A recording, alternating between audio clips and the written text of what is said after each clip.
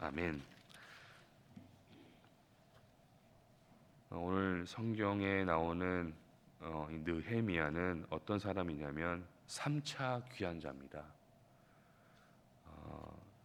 이스라엘 백성들이 바벨론에 의해서 포로가 된 이후에 페르시아 제국의 이제 승인을 받아가지고 이 수룹바벨과 예수아가 1차 귀환을 해서 그들이 이제 성전을 지었다면은 우리가 지난주에 봤던 에스라라고 하는 이 학자는 에스라는 이제 2차 귀환자로 성전이 지어진 상태에서 돌아가 가지고 이제 하나님의 말씀을 이제 가르치는 일을 했습니다. 그리고 오늘 성경 말씀에 나오는 느헤미야라는 사람은 이제 에스라가 귀환하고 나서 14년 후에 이제 3차 귀환을 하게 되면서 뭘 했느냐면은 성전은 다 지어졌고, 그리고 이제 에스라를 통해 하나님 말씀이 연구되고 있고, 이제 무엇을 해야 될까? 그런 하나님의 부르신 가운데에 이 예루살렘에 돌아가기 전부터 하나님께서 그에게 주셨던 마음이 있어요. 그게 뭐냐면 성벽은 아직 완공이 안 됐어요. 재건이 안 됐었어요. 그러니까 성전은 있는데, 하나님의 말씀이 있는데 성벽이 없다 보니까 어떤 일이 있었냐면은 이스라엘 백성들이 막 이렇게 농사를 짓고 나면은 걷어대잖아요. 그것들을 이제 다른 민족들이 들어와 가지고 빼앗아 가는 거예요. 훔치는 거예요. 그리고 이제 여러분 벽이 없다 생각해 보세요. 벽이 없다라는 것이 어떤 의미냐면은 이게 여러분 비유가 될지는 모르겠습니다만 오늘날에 여러분 집에 문이 없는 겁니다. 여러분을 보호할 수 있는 문이 없는 거예요. 그 문이 없는 거예요. 그래서 느헤미야가 이제 그 땅에 가가지고 뭐 했느냐, 52일 동안 성벽을 지었습니다. 너무 기쁜 날이죠, 여러분. 너무 즐거웠습니다.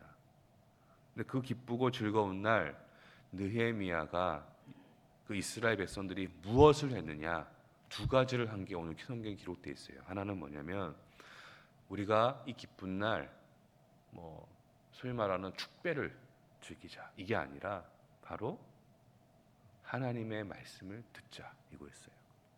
그게 첫 번째로 한 일이었어요. 그래가지고 함께 거주하고 있던 에스라를 그 자리에 초청해가지고 하나님의 말씀을, 모세의 율법을 들려주십시오, 이렇게 하게 됩니다.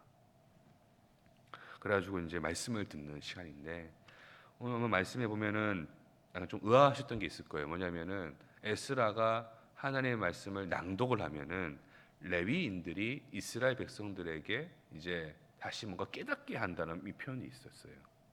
그러니까 앞에서 누가 이렇게 하나님 말씀을 읽고 있으면은 그 이스라엘 백성들과 함께 있던 레위인들이 이제 사람들에게 뭔가를 다시 알려주는 걸 했는데, 왜 그러냐면은 당시에 이제 이 모세오경이 히브리어로 이제 거의 지어졌었습니다. 쓰여져 있었어요.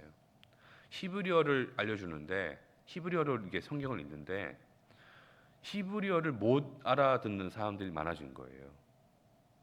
이 포로 시대가 되면서 이제 아람어를 이제 주로 썼거든요. 아람어를. 사실 예수님 시대 때도 그 이스라엘 백성들이 아람어를 썼다고 보시면 됩니다, 여러분. 그 아람어를 씁니다. 여러분께서 아람어가 뭔가 싶으시겠지만 알고 계실 거예요. 왜냐하면 그 마가복음서에 보면은 달리다굼, 에바다, 그게 바로 예수님께서 직접 육성으로 그 아람어를 말씀하신 이야기들이거든요. 단어들이, 문장들이거든요. 아무튼 이 히브리어를 못 알아들으니까 레위인들이 옆에서 그 하나님 말씀이 선포되고 있으면은 백성들에게 가가지고 아마 통역 역할을 하면서 하나님의 이 말씀의 뜻에 또 알려주는 역할을 아마 했던 것으로 보여집니다. 근데 그런 가운데 오늘 말씀의 9절에 보면은 이스라엘 백성들이 그 말씀을 들을 때에 어떻게 하느냐, 눈물을 흘렸대요. 눈물을 흘렸답니다. 왜 눈물을 흘렸느냐? 우리가 오늘 읽지 않았습니다만 느헤미야 9장에 보시면은 이스라엘 백성들이 하나님께 회개의 기도를 올려드리는 장면이 나와요. 그 내용이 기도가 나와요. 그들이 왜 울었느냐? 하나님 앞에 선 자신들의 모습, 그리고 하나님 앞에 선 자신의 조상들의 그 모습을 깨달은 거예요.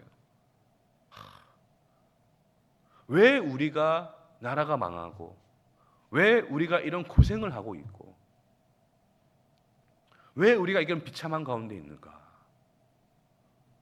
바로 우리가 하나님 앞에 죄인이라는 것을 그걸 깨닫고 그들이 눈물을 흘리며 회개하는 거예요, 여러분. 회개하는 것입니다. 성벽을 지은 위대한 하나님의 일을 해놓고 그 하나님 말씀 앞에서 그들이 뭘 깨닫냐면은, 하나님, 우리가 이 성벽도 짓고 이 어려운 가운데 이것도 했습니다. 그렇게 하나님 앞에 자랑하며 나가는 것이 아니라 그 말씀 앞에서 처절하게 저는 죄인입니다, 그 고백을 했다라는 거예요. 그 말씀 앞에서. 사랑하는 성도 여러분, 우리가 어떤 행위를 하고 혹은 어떤 업적을 쌓아가지고 우리의 존재를 깨닫는 것이 아닙니다. 하나님 말씀 앞에 서야만이 우리의 존재를 정말 깨닫게 된다는 것을 여러분 믿으시기 바랍니다. 하나님 말씀 속에서 나는 누구인가, 그리고 죄인인 우리를 하나님의 자녀로 삼으시고 거룩한 도구로 삼으시는 그 하나님의 크신 사랑을 그 말씀 속에서, 복음 속에서 깨달아 가시는 저와 여러분 되기를 원합니다. 두 번째는 이스라엘 백성들이 뭐 했느냐? 말씀을 연구하다 보니까 또 깨달았어요. 지금이 바로 초막절을 지켜야 하는 시기구나. 이 초막절이라고 하는 이 절기의 시기가 대략 우리나라로 좀 표현하면은 10월쯤 돼요. 10월쯤 된다고 보시면 됩니다. 이 초막절을 지켜야 되는데, 이 초막절이 어떤 거냐면 이런 거예요. 광야 시대 때 이스라엘 백성들이 집을 짓고 산 거 아니잖아요. 왜냐하면은 하나님께서 하나님의 구름이 가라고 하는 데마다 이제 쉽게 말하면 내일은 알 수는 없지만 가라고 하시면은 짐 싸두고 또 가야 되고 이동해야 되고 하다 보니까 텐트에서 쉽게 말하면 이렇게 생활했거든요. 초막절은 그겁니다. 너희가 광야 시대 때 초막을 짓고 텐트를 치고 하나님을 의지하며 살았던 것을 기억하라. 그게 바로 초막절이에요. 지금이 초막절인 거예요. 그때가 성벽을 짓고 하나님 말씀을 듣고 연구하다 보니까.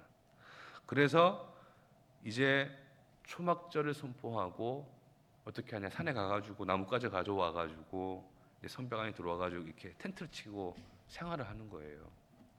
생활을 하는데 이게 어떤 의미가 있냐면 이런 겁니다. 여러분 잘 생각해 보세요. 성벽이 아까 뭐라 그랬죠? 하나의 집의 문같이 지켜준다고 했잖아요. 성벽을 다 지었어요. 성벽을 짓고 이런 마음 들었겠죠. 드디어 이제 외부의 적들의 침입을 막을 수 있겠다. 우리가 좀 보호받겠다. 이런 마음도 있었을 겁니다.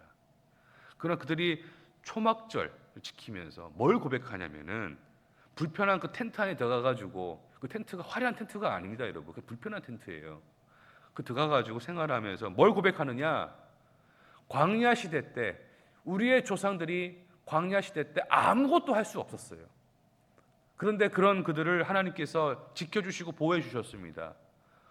그걸 통해서 우리의 진정한 보호와 은혜와 그 돌보심이 바로 어떤 건물이나 우리의 힘에 있는 것이 아니라 하나님께 있다는 것을 고백했단 말이에요. 광야 생활하면서. 그런 것처럼 성벽을 지었지만 성벽이 우리를 지키는 것이 아니라 바로 하나님이 우리를 지켜주신다. 그것을 고백하는 것이 바로 이 시대의 초막절이었어요. 그리고 초막절은 또 이런 의미가 있습니다, 여러분. 바로 하나님과 동행한다는 겁니다. 광야 시대 때 이스라엘 백성들이 불기둥과 구름기둥으로, 또한 만나로 생명수를 주시는 그 하나님의 은혜 앞에서 하나님과 동행했습니다. 광야 시대 때 아무것도 없었지만 그래도 그들은 기뻐할 수 있었던 것은 그들과 함께 하시는 하나님과 동행했기 때문에 그래요. 오늘 말씀에서 이스라엘 백성들이 초막절을 또한 지켰던 또 다른 의미는 그겁니다. 하나님과 동행하자. 하나님과 동행하자. 그리고 하나님이 나와 함께 하심을 믿자라는 거예요. 사랑하는 성도 여러분, 오늘 이들의 고백처럼 우리의 참된 도우심과 보호하심이 하나님께로부터 온다는 것을 믿으시고, 또한 여러분의 삶 가운데에서 하나님과 동행한다는 것을, 여러분 동행해 주실 것을, 하나님께서 우리와 동행해 주실 것을 여러분 기도하시기 바랍니다. 그래서 여러분 오늘 찬송가처럼 하나님께서 우리와 함께 하실 때에 그것이 어딜지라도 그것이 하나님 나라인 줄 믿습니다. 여러분, 오늘은 월요일입니다. 여러분, 오늘은 국방대와 합동대를 위해 기도하는 날입니다.